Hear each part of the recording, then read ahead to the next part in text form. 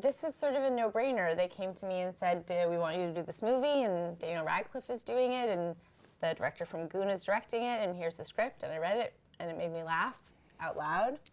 And I said yes. It was pretty simple.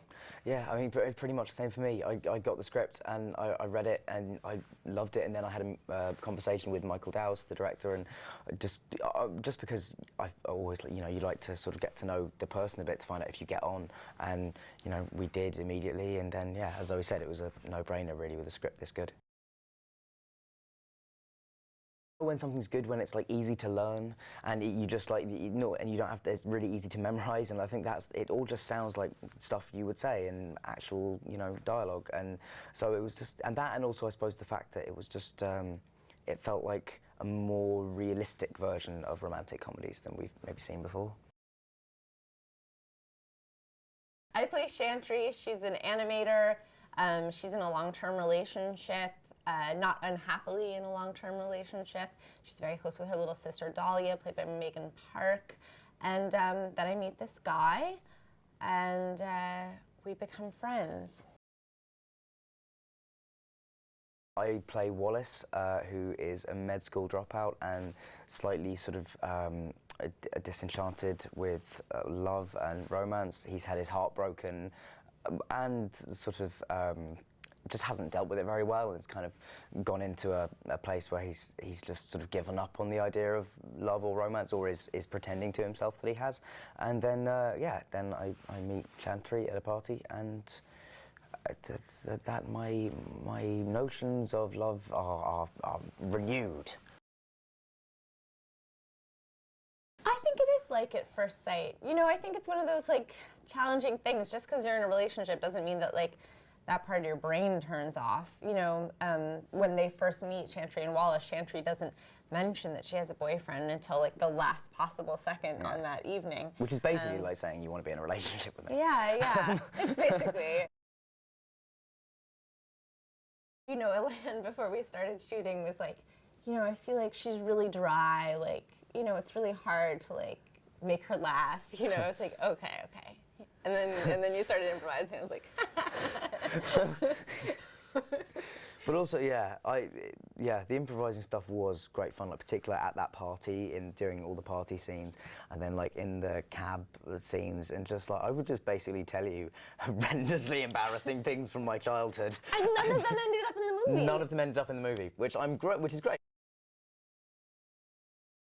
My best friend is Alan, played brilliantly by Adam Driver, who is just, they're the kind of best friends that I kind of envisaged, like they were roommates at college, and that's the only way they could have possibly become best friends. Like they, in any other situation, had they met in another time of life, they probably would have hated each other. But because they would like clump together for a few months, they had to like, they became very, very close. Chantry's sister Dahlia is played by Megan Park, who is a fantastic Canadian actress. Yeah, Megan and I just sort of hit it off immediately. I feel like she has a sister the same age as me, and I have a sister the same age as her, so there was like a built-in structure that we understood. She's just so funny in the movie. There's so many things that I didn't even notice that she was doing on set, and when I saw the movie, I was like, oh my God, you ham, you scene stealer. Mackenzie's amazing, and she's brilliant in the movie, and just really, really funny. And her and Adam are such a weirdly brilliant fit. I just think, yeah, it was. I was about to say, they just cast this movie really well, but then I realised that's a big compliment. I'm complimenting myself by saying that. You could say like they cast all the supporting parts of this movie really well. I'm saying that. I tasted it. I love it. It's fantastic. No, I don't know why you're so against it. And you're very vehement about your dislike for Fool's Gold. I'm just like, look, I wouldn't eat a whole thing to myself of it, but a slice, yeah, it's great.